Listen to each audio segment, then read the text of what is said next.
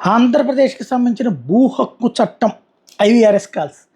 నేను గత కొన్ని రోజుల నుంచి మొత్తుకుంటానే ఉన్నా. దానికి జగన్ సూట్ కేసులు పంపిస్తానే ఉన్నాడు. కాకపోతే సమస్యల్లా అందులో ఉన్నటువంటి ప్రధానమైనటువంటి అంశం అది శాశ్వత హక్కు. అంటే జగన్ ఇచ్చేది కాదు అది. మనం కొనుక్కున్న భూమికి ఎవడో రేపు పొద్దున లిటిగేషన్ పెట్టడానికి వీలు లేకుండా ఇచ్చేటువంటి. అయితే మనం నిజం కంటే కూడా ఎందుకంటే అసలు వాస్తవం లైన్‌లోకి వస్తాయి కదా! రాకముందే వాడు దొంగలు అని చెప్పేస్తే ఇక అట్లాగే చూస్తాం. ఫర్ ఎగ్జాంపుల్ మనకు ఫ్రెండు కనుస్తున్నాడు. కలుస్తున్నప్పుడు మన పక్కన ఉన్నటువంటి వాడికి "అరే! ఒకడు రాబోతున్నాడు రా పెద్ద జాదుగాడు రోయ్ జాగ్రత్త" అన్నారనుకోండి. వాడు వచ్చిన దగ్గర నుంచి మనం వాడిని అట్టాగే ఆ కళ్ళతోనే చూస్తాం.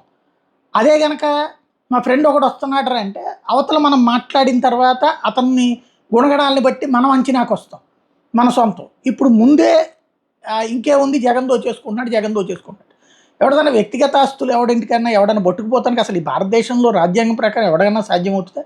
భూకబ్జాలు చేస్తారు అది రౌడీజంతోనో ఇంకోటి. అది చేయడని చెప్పను నేను. బట్ దానికి ప్రభుత్వం చట్టం నుంచి ఎవడన్నా చేస్తాడా? సెన్స్ ఉన్నోడు ఎవడన్నా సరే. కాకపోతే అట్లాంటిది ఒక నిజం కంటే కూడా అబద్ధం చాలా సులభంగా వెళ్తుంది. నేను మొత్తుకుంటున్న అదే పాయింట్. ఇవాళ రోజున అదే జరిగింది. జగనే చెప్పుకొచ్చాడు. ఫైనల్‌గా ఈ వ్యవహారం మీద ఏమైంది? వైఎస్ఆర్ కాంగ్రెస్ పార్టీ కంప్లైంట్ నేపథ్యంలో ఈసీ సీరియస్ అయింది. ఈ ఐవీఆర్ఎస్ కాల్స్ వ్యవహారం మీద సిఐడి దర్యాప్తుకు ఆదేశించింది. ఆ దర్యాప్తులో ఎవరిదని తేలుతుంది. అక్కడ క్లియర్‌గా తెలుగుదేశం పార్టీనే చేస్తుంది. కాకపోతే ఇప్పుడు ఎవరో ఒకళ్ళని బలిపశువుని చేస్తారనమాట.